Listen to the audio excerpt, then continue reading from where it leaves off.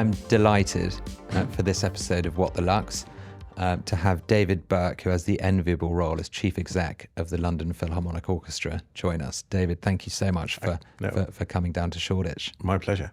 David, can we just, you've had this amazing personal career journey. Can you talk to that and what's led you to the role that you're in now?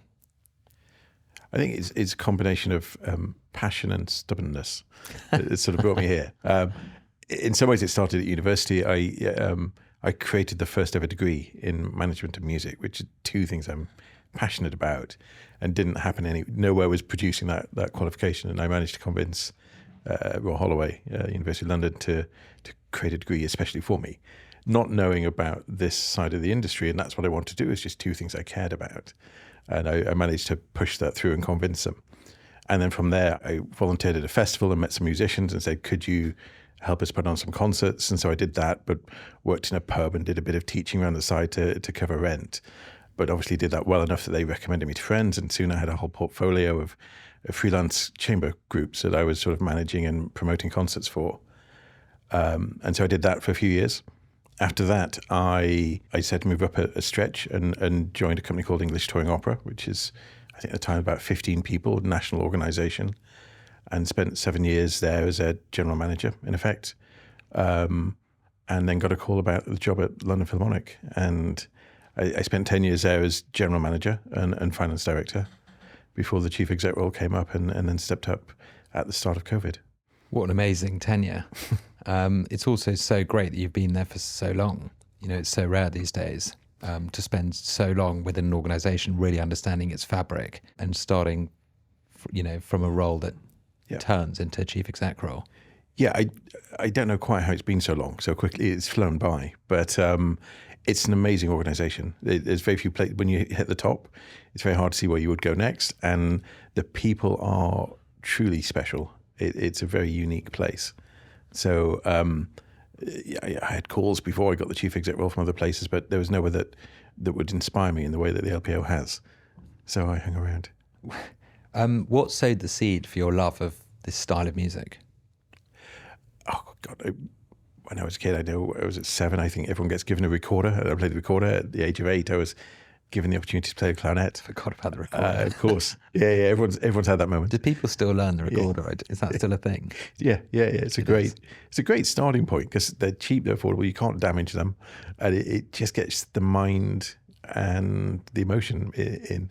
Not that I could say loving playing the recorder was the key driver, but then I moved on to the clarinet and played. And God, by the time I was in my teens, I think I was in about 8 or 9 different orchestras and bands and just playing all the time. It's always been a huge part of my life. Is the clarinet your thing? Clarinet, saxophone, piano. Of course. And the recorder. Of course. Can you tell us a bit about the LPO? You've obviously been there 15 years. Mm-hmm. What's the history of it? I mean, it's got a fascinating history. What's the history of it? What have been your personal career highlights? Well, the orchestra was founded in 1932 by Sir Thomas Beecham. At the time, there was only, I think, 2 other orchestras in London, and he was frustrated, and he said, I want to form an orchestra of the best players in London to rival the Philharmonics, the orchestras in Berlin and Vienna, which were the 2 top ones. And so he set up the orchestra. But what was really fascinating, sort of in 32, about 7 years later, he left to go to the States for some rest and recuperation. He was in ill health, and the orchestra, and then the war started. Place, I think, remember, yes, exactly. He had to take some respite in a sunny place, but then the war happened.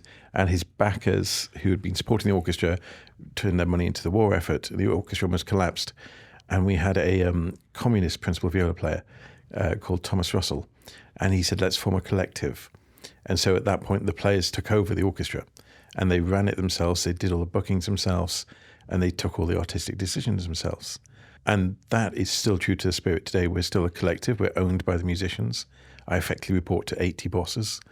But that spirit is still, that was sort of fundamental to how we exist. Well, it was Beecham, wasn't it? Sorry. Mm-hmm. Yeah, he sort of came back and was forced into sort of being an employee and didn't last very long. No, and he came back after the war and said, look, hi everyone, I'm back now, ready to take over. And they said, actually, we quite like this running ourselves. And so, After that, he then went and formed the Royal Philharmonic. Yes. So he famously created two great orchestras.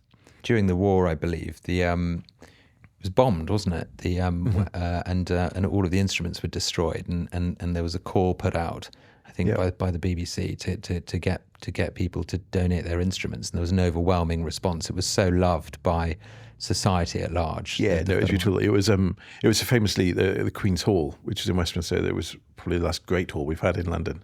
And as you say, it was bombed with all our instruments there. I mean, there's footage of people walking down the street with instrument cases to give them back so the orchestra could continue. It was a real part of popular culture at the time.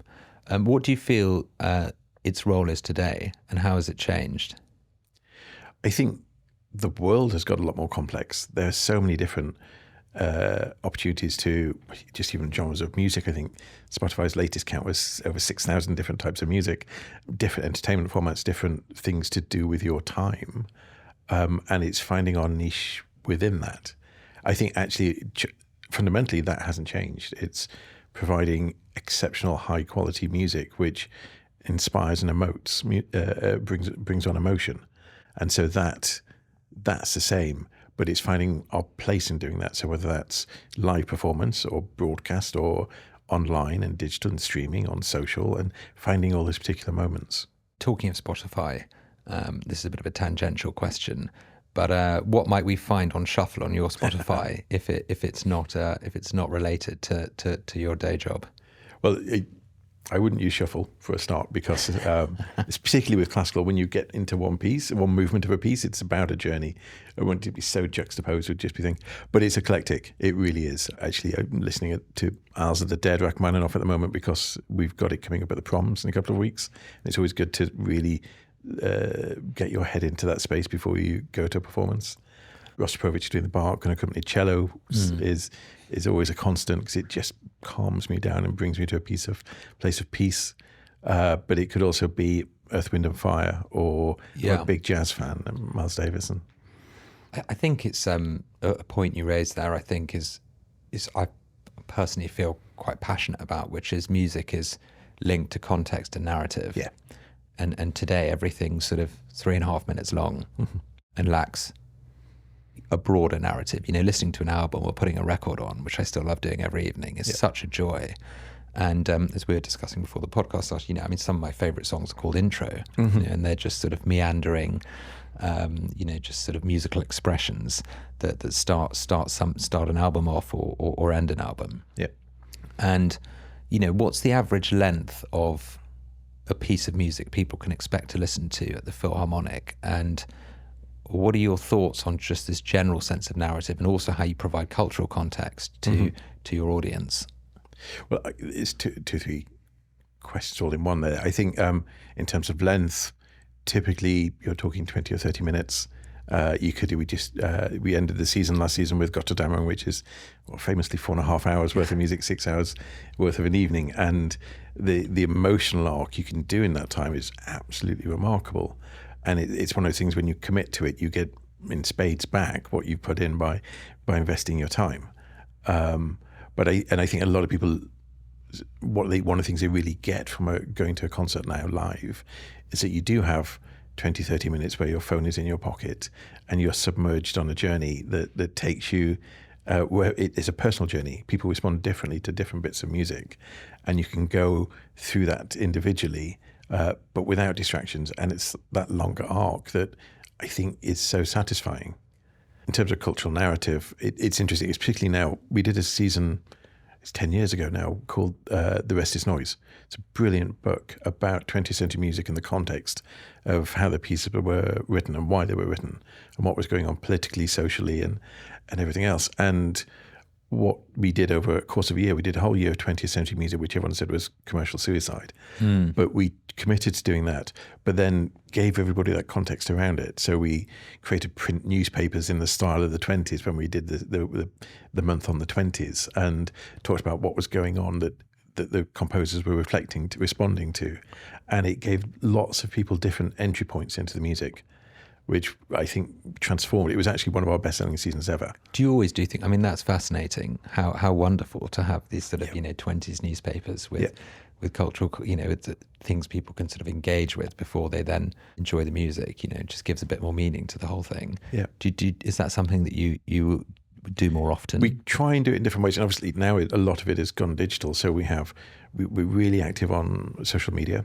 I think we're the most followed orchestra on Instagram, second most in the world on Facebook and so forth, and use that as a case to talk through the pieces and talk through the background and the context of how we're performing. We have programs and we do different things. It depends on the season, and each season we try and have a theme that runs through it, and take out the themes that can represent. To play for 4.5 hours, it's quite a feat. Yeah. It requires a lot of very skillful endurance athletes. Yeah, completely. When they do it at Bayreuth, the home of Wagner, they have 2 orchestras and they switch at the half time. Do they? In effect, It's fascinating. But yeah, it's pretty extreme. The orchestral members of the LPO are phenomenal. Absolutely dedicated to their craft. What's a day in the life of for them? Well, typically, we start rehearsals at 10:30. They'll arrive at the hall at horn players probably at about 9:30 to start getting their lips into the right place. Most of them will turn up at 10. You rehearse for 3 hours, take a break another 3 hours, and then go back home and then do your individual practice on bits that aren't quite right and sat there. But we over a course of a week, you don't have a typical week. I think that's what's lovely about it and interesting for them. At the moment, we're down at Glyndebourne, so with a resident orchestra there. And so they're doing opera every night, but then we'll come out in the morning and perhaps do a community session or going into a school or work, some of the projects we're doing in that arena. We tour quite a lot, and touring's quite, again, intensive. You do 3 or 4 hours travel plus a 2-3 hour rehearsal and then a performance and then on to the next city the next day. But it's all fun. Do you rehearse on the day that you do the performance? Yeah. Of course you do, I suppose, because you have not performances every day, presumably. Well, no, we do probably 150 performances a year, so it's 1 every 3 days on average. But it's generally often only on the day that you get into the actual hall where you'll be performing. And so you need to rehearse just to get used to the specific acoustics, and that real detail. Yeah. And how big is the biggest orchestra? I think, we did Mahler 8 a couple of years ago, and we do Mahler 8 next season as well. And I think that's famously called Symphony of 1,000. I think the orchestra's about 150, 160, and then 3 choirs as well. That's a lot. Epic sound. That's a lot of people to manage. Yeah. How has your role changed from being general manager to chief exec? I was really lucky. So I was general manager for nearly 10 years, and I had a really supportive chief exec who, effectively, I was minister with that portfolio. Okay. And he just said, find where there are gaps, there's stuff where you can help and do that. And so I worked across the whole company. I wrote the business plans. I worked on big brand strategy campaigns and things like that. So it was a really fantastic opportunity to develop without quite the same pressure of ultimate responsibility that sits. Were you on the tour bus? I did a bit. I'm doing a lot more touring now. Really? As chief exec, really? Yeah, because when you're on tour, it's a good time to see the players and to catch up because it's so intense when you're in London. But also, you've got key promoters and partners overseas that you want to see and catch up with. Yeah. So it's more, I think the role of chief exec rather than general manager is also that figurehead. It's the outward-facing conversations and introductions and networking and stuff that is probably more new and the responsibility. Yeah. You mentioned brand strategy there and working on that in your role as general manager. What is the brand strategy for the London Philharmonic? What do you think about when you're defining the brand? Well, it's interesting that when I did that, it was about 8 or 9 years ago. We worked with a guy called Al McCuish. You may know he's who was on the board for a while, and at the time, we do such a broad range of stuff. Recordings, I talked about some of the community and education work, the performances, the online. And it was trying to find a way to pull it all together. And he helped us come up with the mission statement of bringing wonder to the modern world through the power of orchestral music. And it just seemed to bring it all together and gave us a really good North Star of what we're aiming for and why we do what we do, and it is to bring that moment to someone that they wouldn't otherwise have. Did you find it was a useful tool to bring everyone in the organisation together? Did it work? It did. What was really interesting is I think some people jumped on it straight away and could see exactly how it would work. I think some of the musicians, particularly, who are just so focused on their playing, didn't quite engage with it in the same sort of thing. Their focus is just to come in, play to the top of their artistry, and just focus on the notes and the sound and the beauty. Whereas, so getting to look at something in a completely different way and talk about it in a different way took time. But it's landed now. What about the sort of London aspect? It's your name is the London Philharmonic Orchestra, but you tour all over the place. Yep. How connected to London are you, and what's the relationship between London as a brand and yourselves as a brand? Again, actually, the strategy before that, we were working with a different agency, and it was in 2012. So we recorded all the anthems for the London Olympics in 2012. We did famously the flotilla for the Diamond Jubilee, where the Queen and Duke got very wet. We were the final boat they had to wait for, and the Duke was bouncing up and down to. But I think London is, it's an exciting, vibrant city. It's quite a young, energetic city.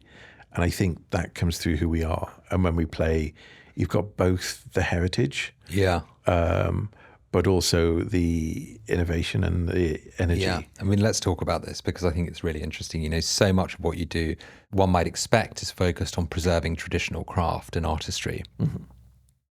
But innovation also has to be something you think about, and how you update what you do, how you make it relevant for contemporary audiences, and how you make it cool to go to the orchestra. I suspect it's very, very important to preserve the sort of importance and tradition of what you do, to also appeal to an emerging audience. So how do you deal with that challenge, that tension?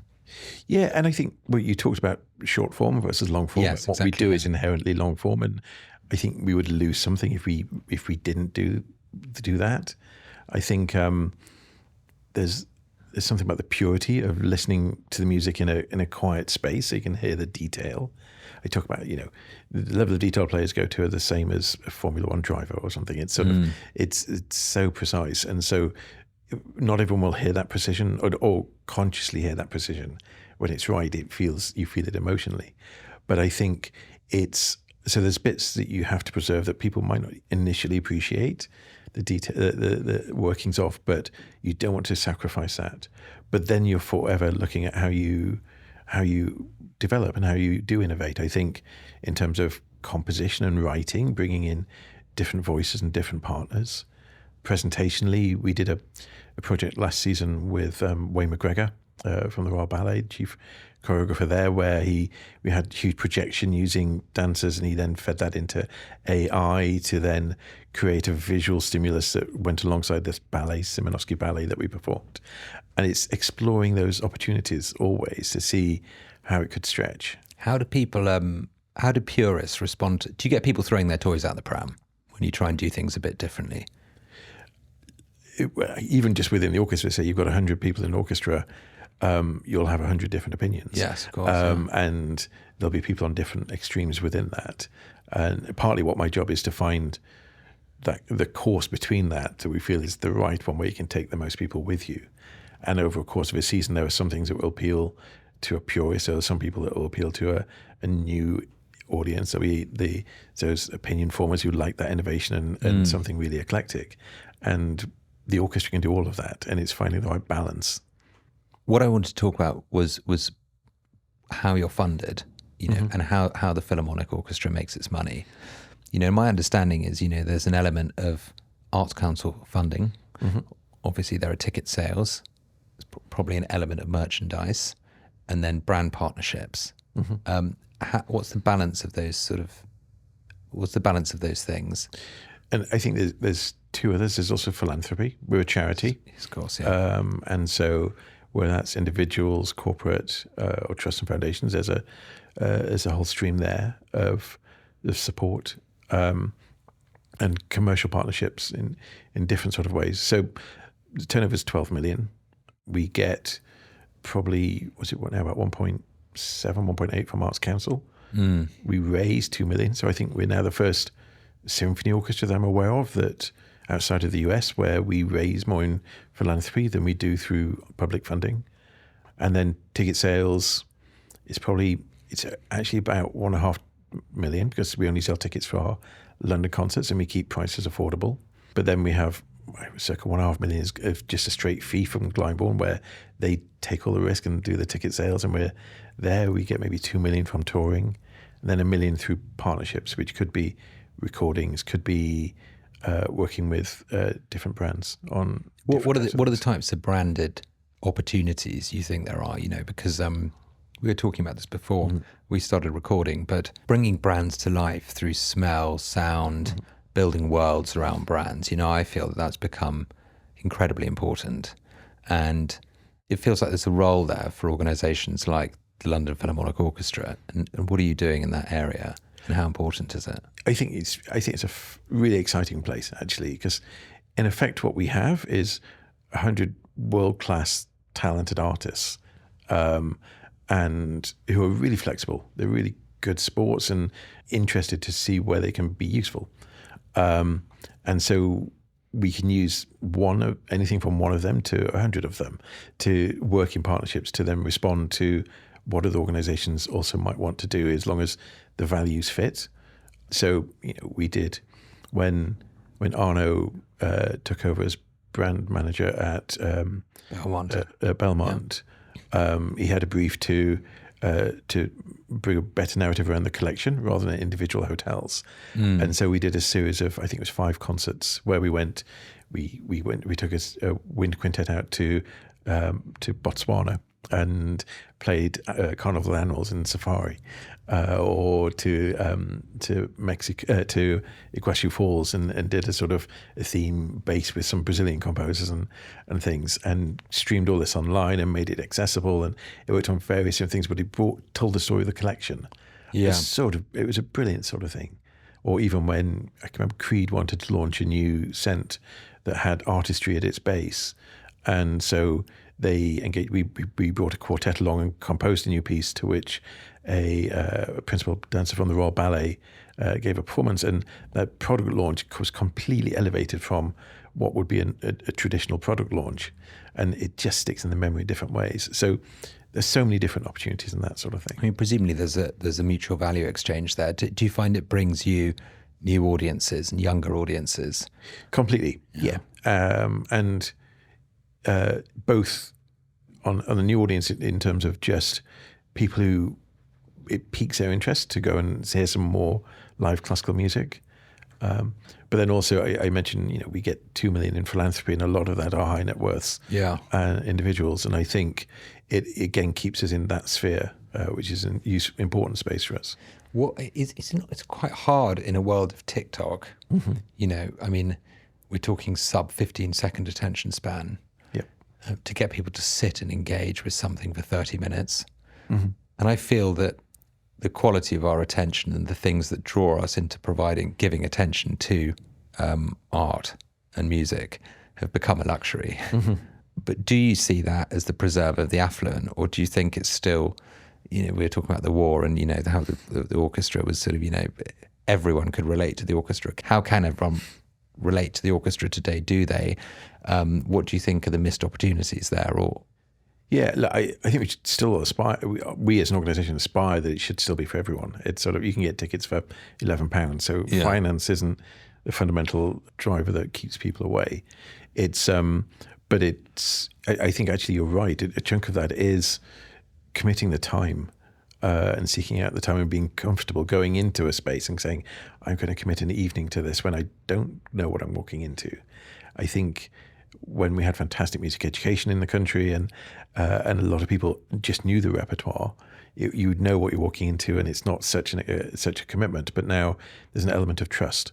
Which is why I think actually digital and social media and streaming, which costs nothing and is acceptable to most people, is a really good way of getting over that trust and building relationships. It's interesting, isn't it? Like people's attention is so fragmented on on one hand. On the other, they're desperate to check themselves into retreats and, have digital detox, vacations, and have meditative experiences, which are in some ways perhaps the result of a more secular society. Do you think there's something in the framing of going to the orchestra and spending, a couple of hours disconnected as being a meditative experience? Completely. We've had so many people who come to a concert and sort of say, this is why we come. It's because it's 2 hours without my phone. And when you're listening to music, it's like looking at modern art. You can drift in and out. You don't have to follow the whole thing. Musicians might not agree with me, but I think there are moments where I'm in a concert and my mind wanders a little bit, but it has space to do that. And that's part of that luxury of being in the place. Is it seen as a bit classist, do you think, classical music? I think it's still a little bit, yes. Yeah. I don't think it should be. Fundamentally, there's no reason why that is. But yes, I think, and again, music education hasn't helped that. It feels further away. There's some practices and traditions, the conversation about whether the gents in the orchestra should still come out in their tails and things like that. Yeah. Sort of.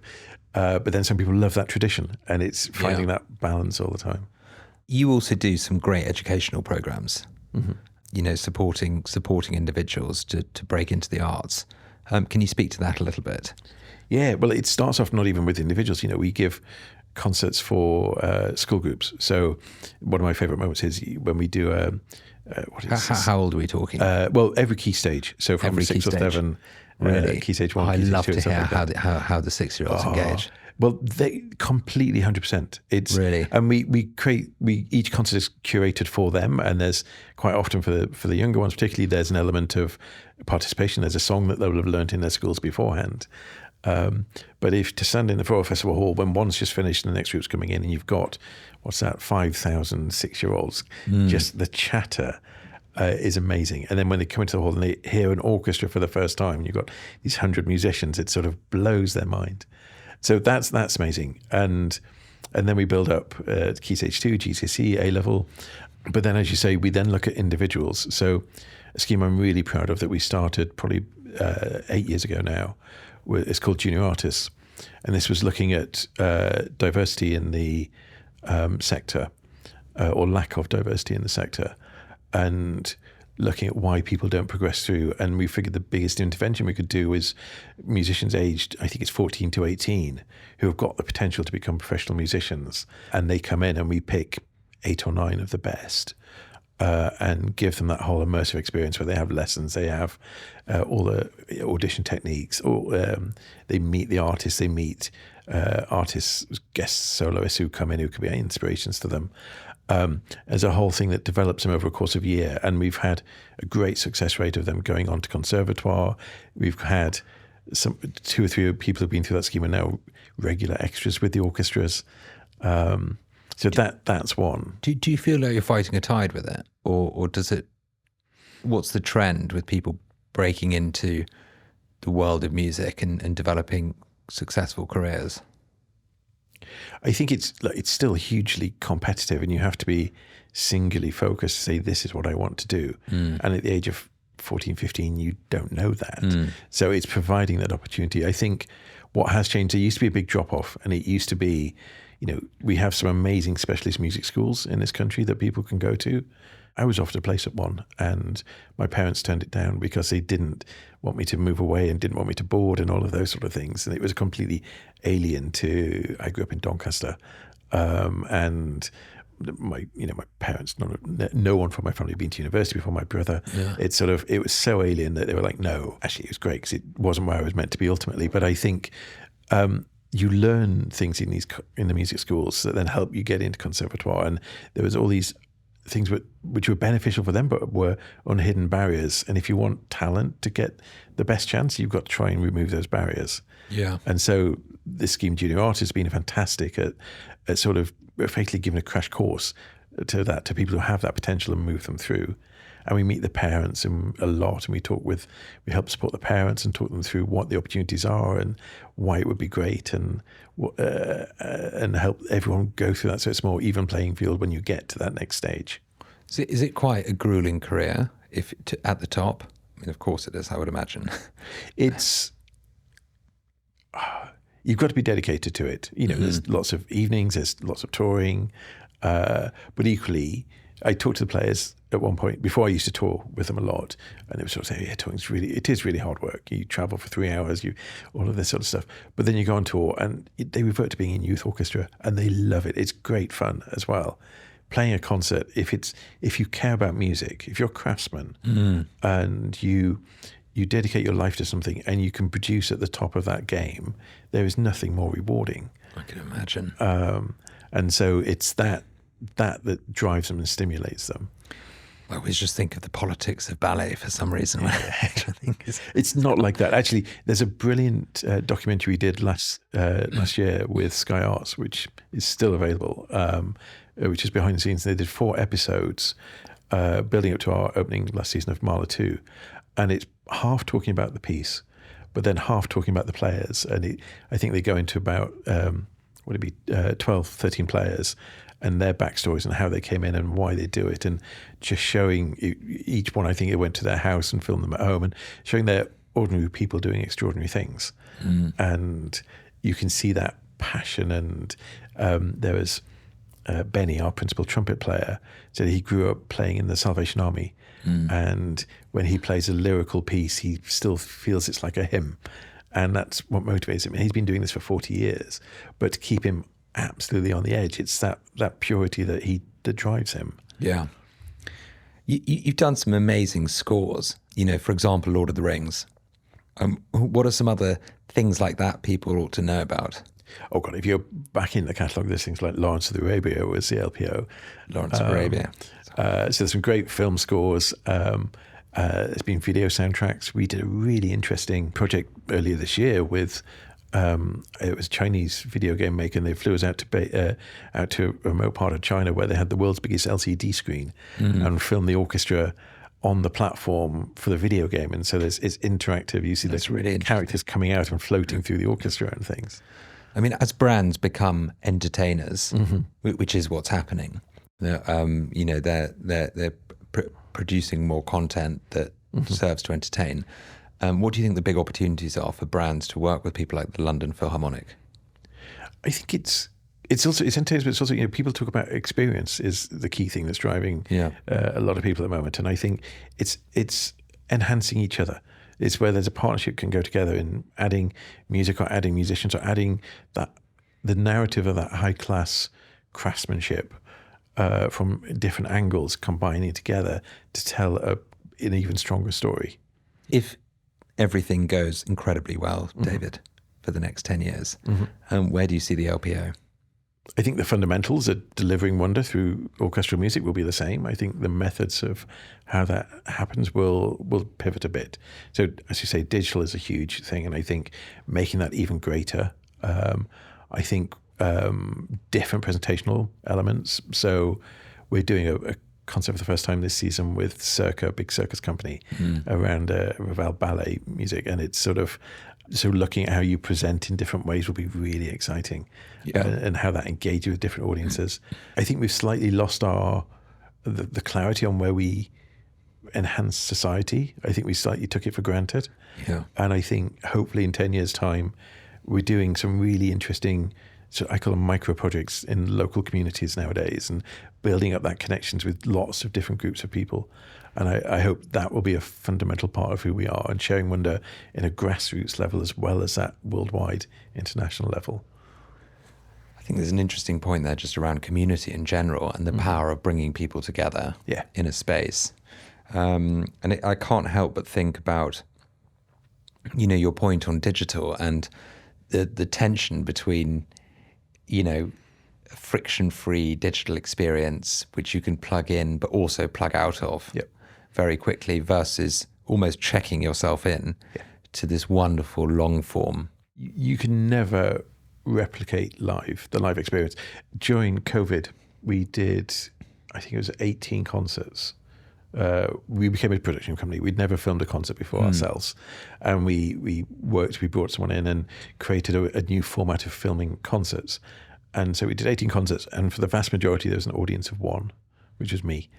And in some ways, it was an absolute privilege to be in the hall while the artist. And again, it's so admirable how the musicians still kept a standard and kept performing when they didn't have that audience to feed off.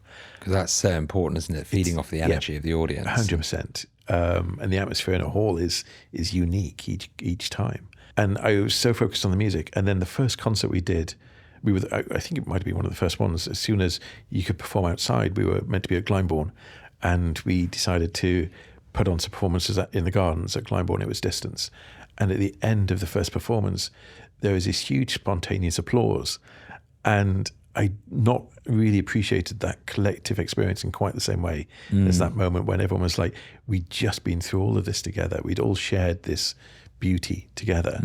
But there was something about the collective which is so much more than doing it watching on your own. David, what does luxury mean to you? I think it's something really special. It's something beautiful and something that enhances life. Which is kind of everything that the London Philharmonic Orchestra delivers. It is, but so many other brands do as well. I think it doesn't have to be exclusive. It doesn't have to be unique, but it has to be special. Yeah. And heavily crafted and high quality. Are there any brands in the luxury space that stand out to you that you think embody that level of craft and specialness? I think for me, the things that stand out is where it's really authentic. Yeah. Like it's the family firms where it's one person that's driven it and it's built and has really gone into a beautiful space. Or even, I mentioned Chanel earlier and talking to Elizabeth about going back to the roots of Coco Chanel and what an amazing muse to sort of build from. But it's those sort of brands that really stand out. From your own experience leading LPO and innovating and trying to do things a little bit differently, how do you encourage craft-led heritage brands to stay relevant to discerning and increasingly multifaceted audiences? What would be your tips? I think for us, or for me, it's partly being led by the artist. It's sort of the craftspeople. They're the experts, and they will always, the genius craftspeople will always be pushing the edge and trying to evolve, whether it's in terms of quality or whether it's in terms of innovation or different types of delivery. And I think enabling that, and if you can get genuine quality, I think that inspires more people. So follow the craftspeople. I think that's pretty good advice. I think that's really relevant to an industry that started on craft or a founding spirit and then became a business. Yep. But now in this really sort of muddled and noisy world, people want human story, they want artistry, they want the honing of skill. We're about to enter a world that's driven by AI. Yeah. And human made, I think, is even more important. And you're sort of buying into the blood, sweat and tears Completely. that go into the craft, aren't you? And that's what is value. And the inspiration, the sort of that creative spark that actually only certain people can really develop, and it's inherent in them. Yeah. And it's that quality that's unique, and that's what money can't buy. That's where the real luxury and the sort of foresight, that's what AI can't produce. It's a sort of obsessive pursuit of delivering something sort of, even better. Yeah. So, David, we always ask our guests the same 4 questions in conclusion. And my first question to you is, what most irritates you about your industry? In our sector particularly, there's a lot of the longest tradition in classical music is the story of its death. And there's a lot of self-flagellation saying we're audiences are getting older or whatever. Actually, our audience is getting younger post-COVID. Really? And I think it's good to challenge yourself, but I think we beat ourselves up a lot and don't quite shout about the positives enough all the time. That's really nice to hear, actually. Something that I was constantly trying to get to the bottom of with my questions was, is the audience sort of getting older, basically? And it's really nice to hear that actually there's a larger number of young people. Completely. And I think post-COVID, again, I think during lockdown, there was a huge spike in listenership of classical music, whether it's in stations or downloads or streaming. And I think a lot of people are moving to classical music because actually it does offer them something that the short form, immediate release types musical stuff didn't quite fulfill. When people were working from home, they could put music on in a way that you wouldn't have done in a big open plan office. And I think a lot of people have found it and want to explore it further.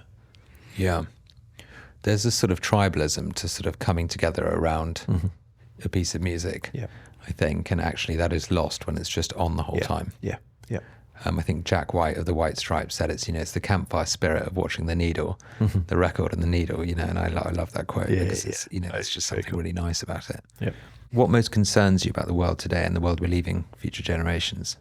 Well, obviously the environment and the very key major things, but I think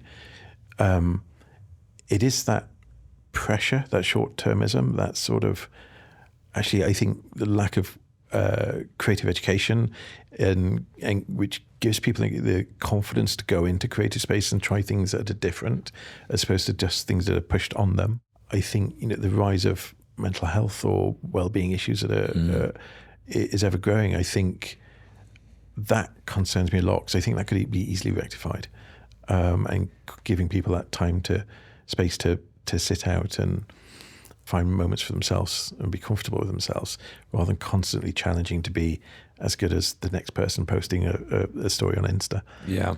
Music's a great antidote to that, especially going and listening to something for a period of time and just switching off, immersing yourself in the story. Yeah. And we talked about the sort of the length of arcs and sort of taking yourself on a 20-30 minute emotional journey is so rewarding.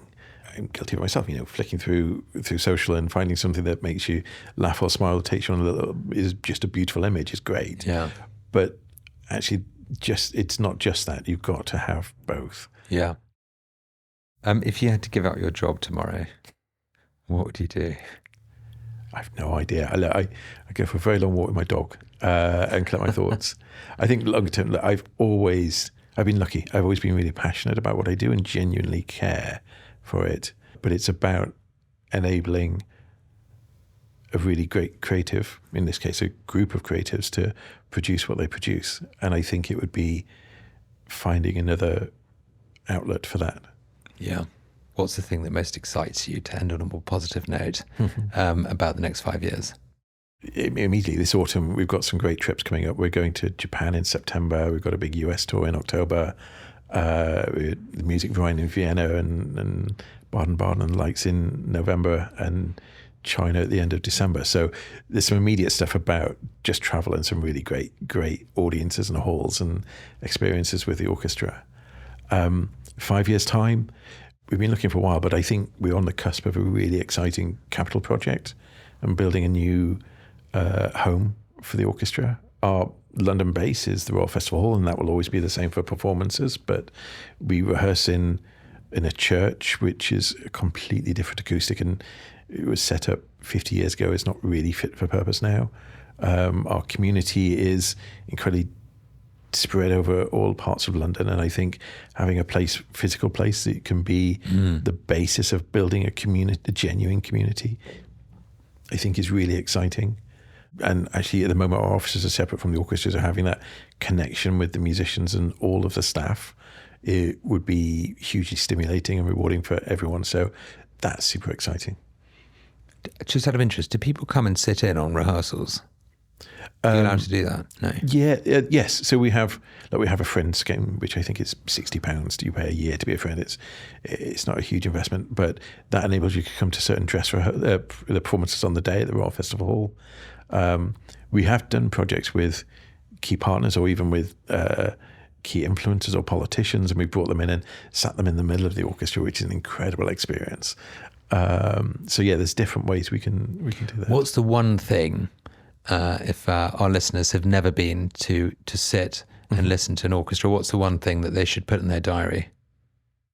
It's a long way off, but the Mahler 8 at the end of the season in April is phenomenal. But we open in September with joisted and R2 singing Berlioz, and I think that again would be a great concert. Okay, I'm going to come. I will send you an invite. Thank you very much.